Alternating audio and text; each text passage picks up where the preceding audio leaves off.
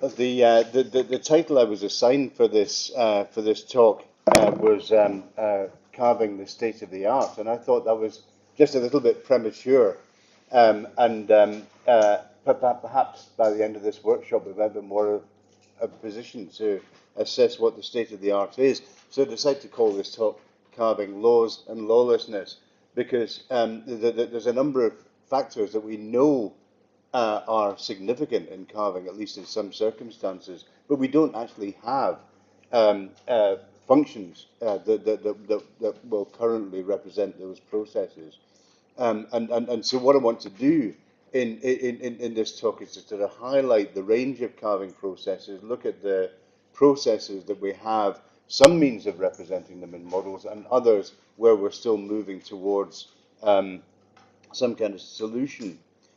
Um, a couple of events from the last couple of weeks, just to provide a little bit of context for this. There was a big media reaction, quite rightly, to a pair of papers published on the potential irreversible collapse of the West Antarctic ice sheet. This one by Ian Jochen, modelling the Thwaites Glacier Basin and the way that that may evolve in the coming centuries in response to melting at the grounding line. Now, the word calving appears in this paper only once. There it is. It's in one of the references. There is actually no mention of calving at all in this paper, although there is a section, unfortunately, this can't.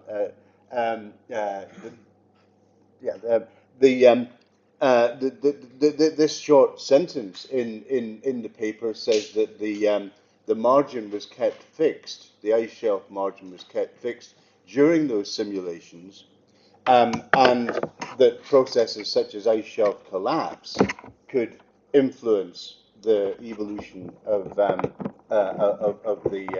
glacier. I think that's something of an understatement, actually. That if you don't have fracturing and loss of ice and loss of shelves and even regular calving, quite apart from ice shelf collapse, there is a major process missing from this simulation.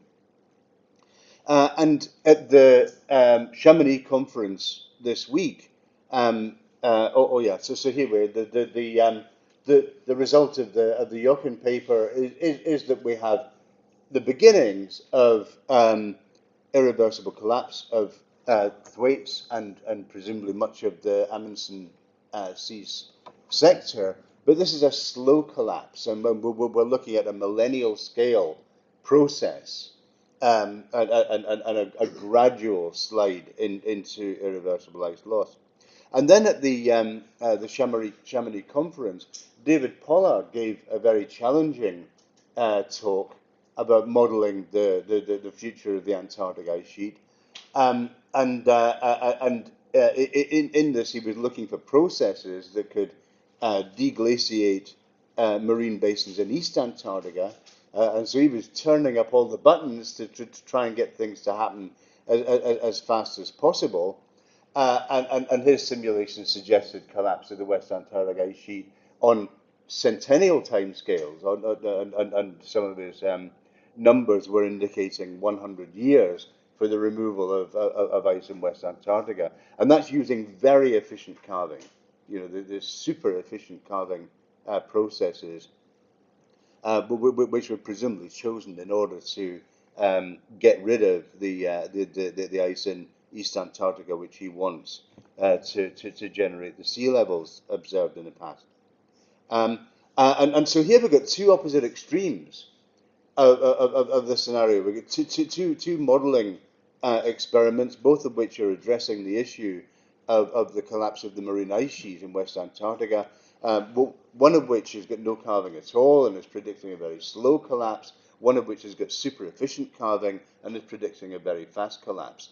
And I think it's fair to say that the reality lies somewhere in between these two extremes, and that a major challenge facing us is to narrow that gap down to give us a more realistic assessment of the long-term stability. So we need good carving laws. To couple with ice flow laws and so on, in order to simulate this, and of course other ice masses on different spatial and temporal scales. But the question is, which laws do we actually need? Well, in the review paper I wrote in 2007, I identified a range of carving processes that could be recognized from the literature, and we can term this the carving zoo. And one of them, the one that I chose to emphasize myself, was the longitudinal stretching, in which the large-scale velocity structure of the glacier would open fractures, which would then uh, trigger calving events in some circumstances. Then there's subaqueous melt-driven calving, in which melting beneath the waterline destabilizes the ice front and triggers calving. Then there's buoyancy-driven calving. This is kind of gentle buoyancy-driven calving in Iceland, but we've also seen recent evidence of rather violent buoyancy-driven calving from large outlet glaciers in Greenland. And then there's other processes as well that may be important in some circumstances. And in the 2007 paper, I argued that we could regard longitudinal stretching as being the kind of overall uh, background against which carving is triggered, but that other processes in different circumstances could be the rate controlling mechanisms, and so that in some circumstances melt-driven carving is faster than what would occur by longitudinal stretching. In other cases where there isn't much stretching at all going in the front, quiet buoyancy-driven carving may be more important. And there's going to be some kind of balance of these processes. And as I say, I gave primacy to the longitudinal stretching, and I still believe that does provide the background against which other processes play out, but that other processes may be far more important than the rates predicted by stretching. So what I want to do now is to go on and look at a number of carving functions, or the lack thereof, for representing different processes. Now, the top pair of functions, water depth relations and the height above buoyancy relations. Water depth is a very insensitive kind of carving rule. It doesn't see glacier dynamics at all. There's no glaciology in there whatsoever. Height above buoyancy was a major step forward, I think, in modelling calving, because for the first time you had something that was sensitive to the dynamics. As the glaciology changed, as the front got thinner, then calving would come closer. And for the first time, this was incorporated in time-evolving models by Andreas Wiely, and processes such as thinning calving feedbacks could be represented in models. And Pfizer's early work showed just how versatile and how much behavior can emerge from this very, very simple rule. Then the next three are carving criteria based on some strain relationship, so some relationship between stress, strain, and carving. And I'm going to talk about those in a little while. Then the process of ice cliff collapse, which was highlighted in David Pollard's talk. So I'll just talk a wee bit about that. And wondering what kind of rule he used and how we need to do better on this.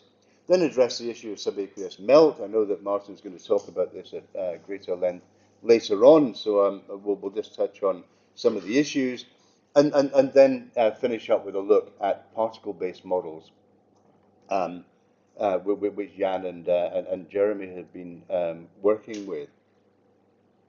Okay, so to begin then with crevasse depth carving laws, The initial concept was that the basic idea here is that we'll say that calving occurs when crevasses penetrate some fraction of the thickness of the glacier. Um, and in the original formulation, I chose a waterline criterion. Later, in the paper led by Pfizer in 2010, basal crevasses were added into the mix. But the basic concept of this is that using a kind of theoretical crevasse depth, you had a link between the dynamics and the carving, and then you have a much richer um, uh, network of feedbacks can emerge from this kind of simple concept. And we use very simple functions to define the base of a notional crevasse field,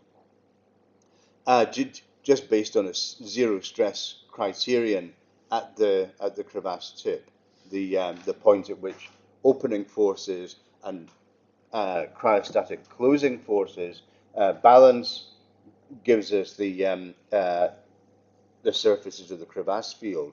And we added surface water into the mix as well, allowing us to have a means of deepening surface crevasses beyond the dry state.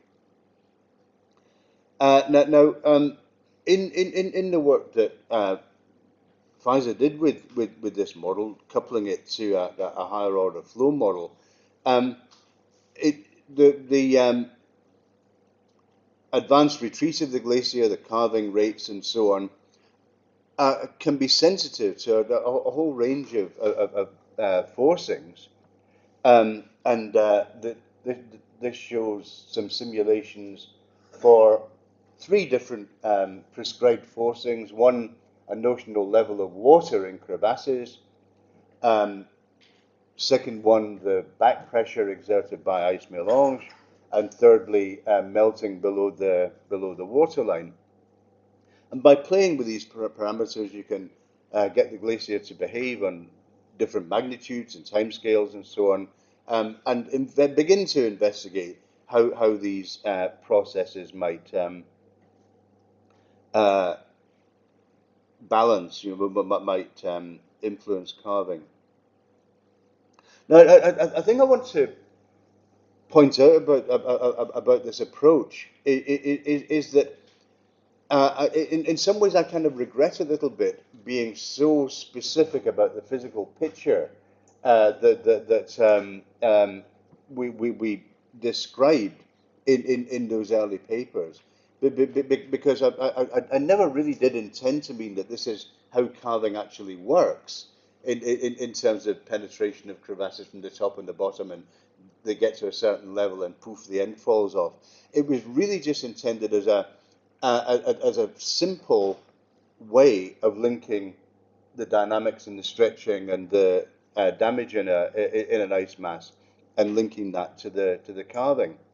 And the physical picture, as described, I think is reasonably realistic in some places, but clearly not in others. But in essence, the crevasse depth carving criterion simply says that carving occurs at some combination of strain rate and freeboard. So that if you've got a glacier that's pulling apart at a certain rate and it's that close to sea level, then then carving will occur. So it's really just, you could almost take out the physical picture altogether and just leave strain rate and freeboard in there as the key variables at which carving occurs. So Martin mentioned in his introduction about how reliable are long-term projections of carving, and this is from Pfizer's Nature paper of last year, deriving long-term predictions from the Big Four in Greenland, and I think you found that there was quite a bit of convergence really in the modelling that you were doing in terms of varying the parameters that that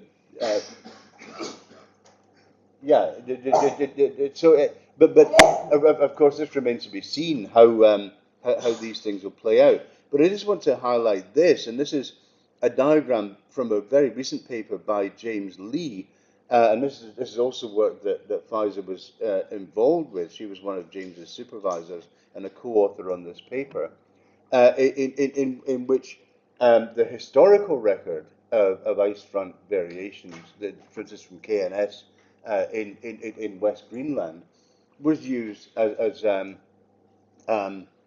as a data set for um, experimenting with the crevasse depth carving model. And again, there's quite a lot of agreement between model runs here. You get this behavior of glaciers jumping from one pinning point to another one quite quickly, and periods of relative stability interspersed with periods of instability as the glacier finds new environments in the fjord.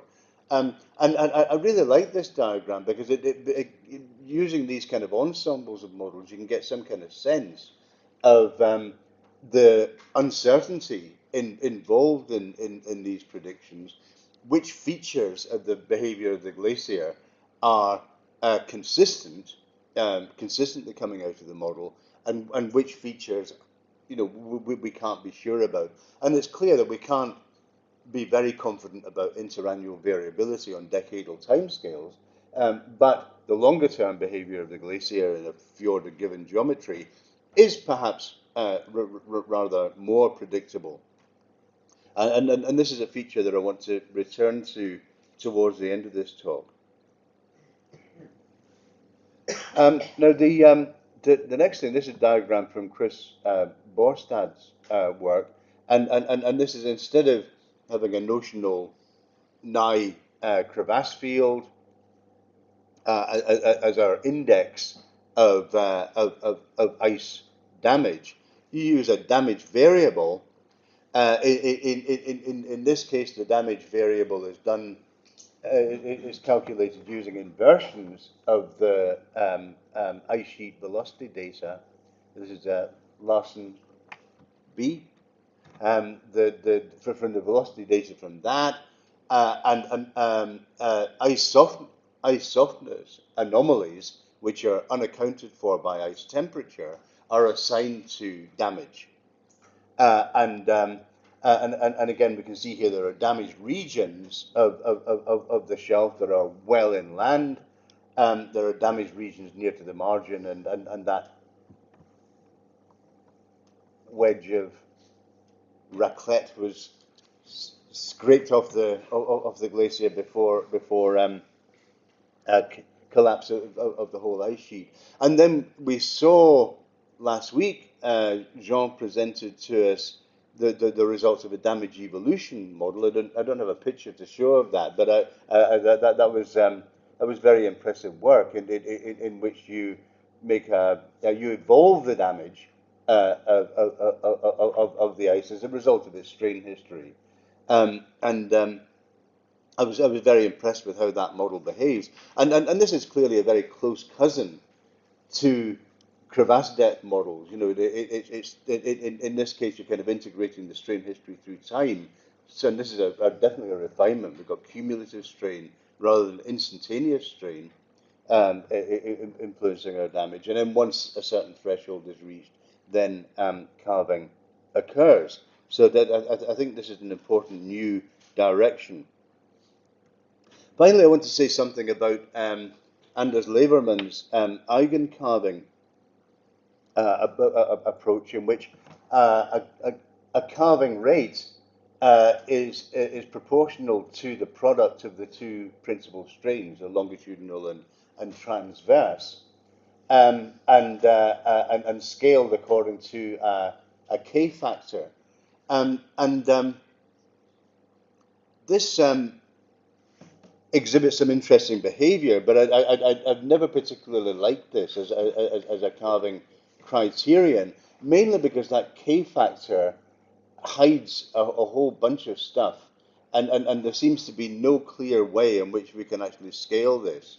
You can play with the K factor and get your ice shelf to do anything, but in terms of how do we actually calculate that from first principles, how do we evolve it?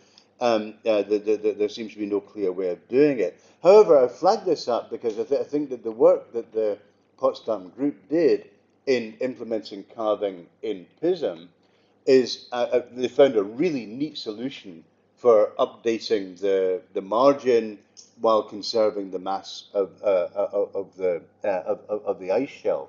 And personally, I think that some combination of using this kind of routine for updating the margin, but some kind of crevasse depth or damage criterion for the carving in 3D ice sheet models, I think would be a very, very important step for us to take in the future. And this is something that Pfizer and I are exploring with DMI in Copenhagen to look at implementing this kind of thing. The next process I want to talk about is the notion of ice cliff collapse. Now, this is one of the processes that was introduced into David Pollard's model, in which once the ice cliff at the carving margin got above a threshold height, then it just eats back. And the thinking behind this is that as this is a series of simulations of ice cliffs. You could think of that as the ice cliff section above waterline. This is an 80-meter carving cliff, 60, 40, 20 meter. In each case, the zero height line being the waterline. This is work from Hansen and Hook from several years ago. And you can see that the stress concentration increases very dramatically as you increase the ice cliff height. And back then, Roger Hook pointed out that there's clearly a physical limit as to how high an ice cliff can be before the ice simply cannot bear the load anymore. And this is something that Jeremy has talked about. I remember you talking about this at the workshop we had in Abu Dhabi last year. Clearly this has big implications for the stability of an ice shelf. And once you get an ice shelf that's more than a kilometre thick, then the above water part simply can't support itself. And what happens then? And in David Pollard's talk, he just allowed the ice then just to go tack, tack, tack, tack, tack, and be eaten away and eats the entire West Antarctic ice sheet within a century. I think that's probably a wee bit extreme, but it is challenging to think about how will ice evolve if those circumstances come about. You know, if the retreat of ice margins into these big subglacial basins in West Antarctica get to that point, what happens? How does flow and fracture and so on respond to these circumstances to try to restore some kind of equilibrium? Okay, so on to subaqueous melt-driven carving. I'll just say a wee bit about this picture here. This is Wallenberg Braen in Svalbard before its recent surge. This is when it was in its pre-surge state. And you can see there's a brown plume of water coming out from the front of the glacier and a very nice notch where the plume is coming up. And this is a very, very common kind of shape for quiescent stage glaciers in Svalbard, where there are subglacial conduits emerging from beneath the ice and plumes coming up. And you can see how the carving rate, the eating away of the ice, is much faster where the plume is coming up than on the ice at either side. So this picture rather nicely shows the effect of plumes on carving at these margins. Now, earlier this week or last week, Adrian Luckman showed us the results of work that he's been doing in Svalbard using TerraSAR-X data to look at annual patterns of glacier speed and carving at a sample of Svalbard glaciers. And in this slide here, I've put up just two of those glaciers. This is Kronebreen, which is a fast-flowing glacier, continuously fast-flowing glacier with speeds of about 2 to 3 meters per day at the front. And this is from Tunebreen, which is a quiescent stage surge type glacier in which the lower tongue is not moving at all or moving hardly at all. And in the terminal zone, the stress imbalance at the front is just causing stretching of the ice. And so we've got two very different kind of velocity structures in the glaciers. And you can see in Kronebreen, the red line, the solid red line, is the average velocity of the glacier at the calving front. And you can see between the two red bars there, this is the velocity peaks in the summer, late summer, during the melt season. So the velocity pattern, the annual velocity pattern of Kronebreen is driven by the surface meteorology. It is basically surface water reaching the glacier and affecting the basal drainage. On the other hand, Kronebreen has its velocity peak in the autumn. So the speed of the glacier gradually increases at the front between early September and late October, and then declines again. And I think what this is showing is how the ice cliff is changing in height over the course of the year. That as calving occurs in the summer, it's eating further back into the glacier, and the ice cliff is getting higher and higher, increasing the stress imbalance at the front and causing faster longitudinal extension of the glacier. So we've got two very different controls on the dynamics of these two glaciers with velocity peaks at different times. But if we look at the annual pattern of calving, this is calving rates derived from the position of the front and the speed of the glacier.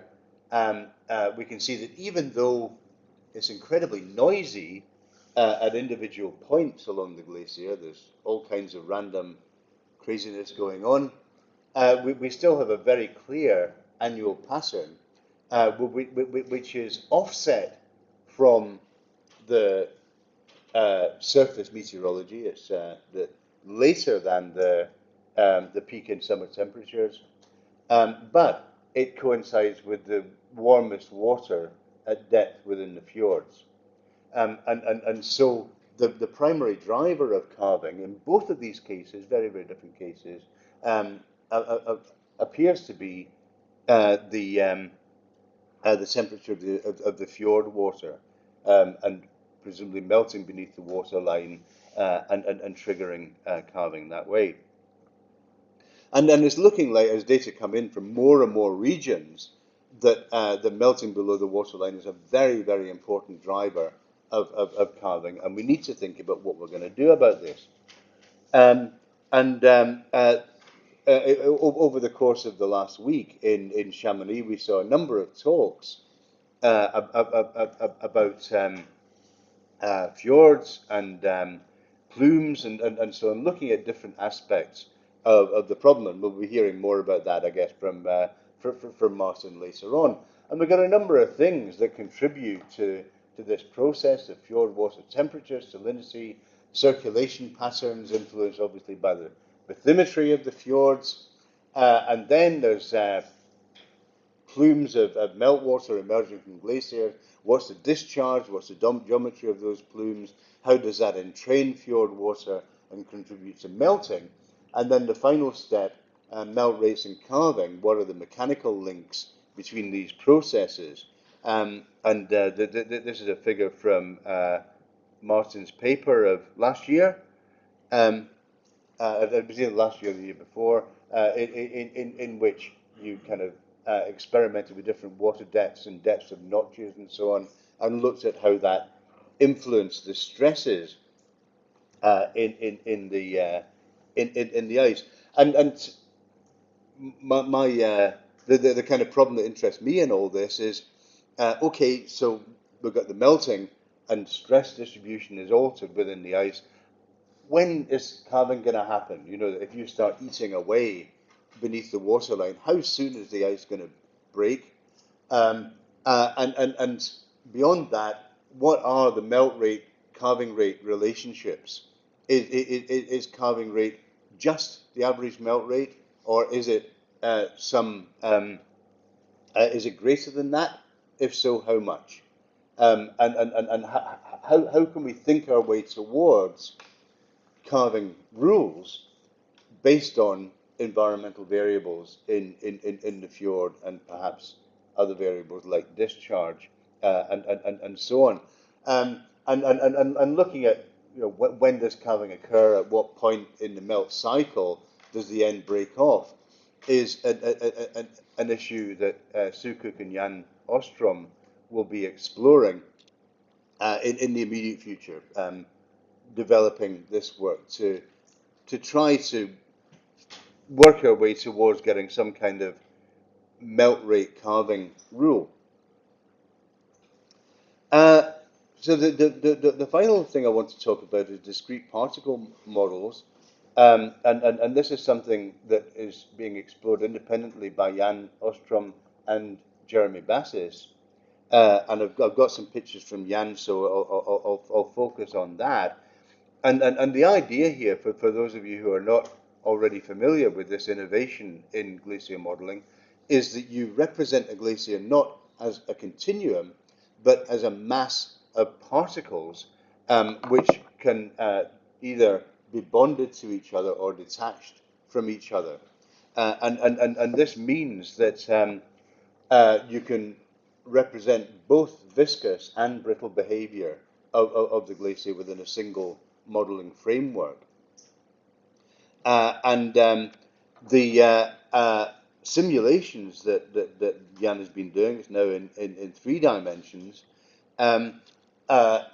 creates remarkably realistic looking fracture networks and behavior of glaciers. And he may show some animations during this workshop in which you set up your boundary conditions and then the ice relaxes, fractures propagate, calving events happen, and so on. And this was shown on a poster that Jan and Thomas showed at the Chamonix workshop, in which Elmer was used to generate a tongue of ice that pokes down below the waterline in a fjord.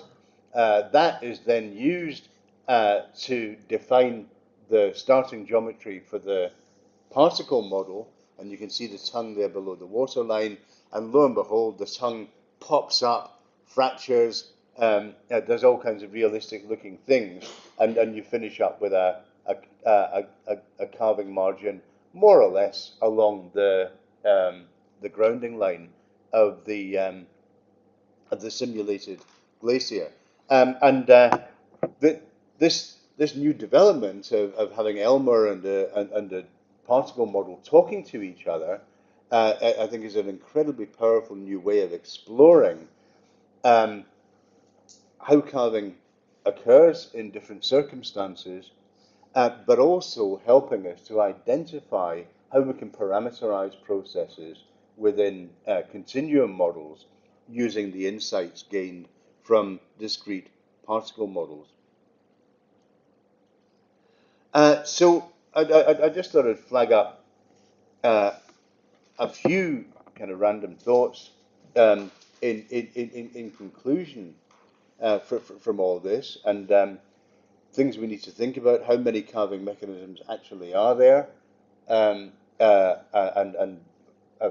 focus principally on this stretching and melt driven, and I believe that these two mechanisms, if we think about these two in conjunction with each other, are pretty powerful brotherhood, really. But I think we do need to address the issue of how many different mechanisms are there and how well can our parameterization represent these, and particularly the relationship between mechanical and melt-driven carving, and how do we parameterize that. And another issue that I think is very important for us to keep in our minds is that of scale. And when we make field observations, we're observing usually individual events and look at how individual events play out. But with modeling, particularly experiments with continuum models with long runs, we're interested in seasonal and longer term rates, which kind of integrate lots and lots of events over time. Now in talking with people over the last week at the conference, there seems to be quite different schools of thought regarding this, and there are certainly those who believe that carving is such a chaotic process with so unpredictable in detail that perhaps we're just tilting at windmills, thinking that we can model these things in any kind of way at all. Um, I'm not so pessimistic as that, because even though the underpinnings of a process may be chaotic, once you integrate that over longer periods of time, then regularities appear. I think in terms of facing the problem of what our carving glacier is going to do in the future, it's these regularities that we need, that we're dealing with. And so there's interesting issues about how carving at the event scale relates to longer term behavior. How much uh, freedom does a glacier have to evolve in different ways, or to what extent is its longer term behavior constrained by the mass balance, the environmental variables, and so on. And Not to mention the ice dynamics and subglacial hydrology. That, of course, it has to be emphasized that the breakaway of icebergs at the margin is only half of the problem, and that simulations of calving glaciers are only going to be as good as the dynamics in the model, and the ways in which subglacial hydrology is represented in those. I'm not going to say anything about that. I just wanted to flag that up. Okay, that's all from me.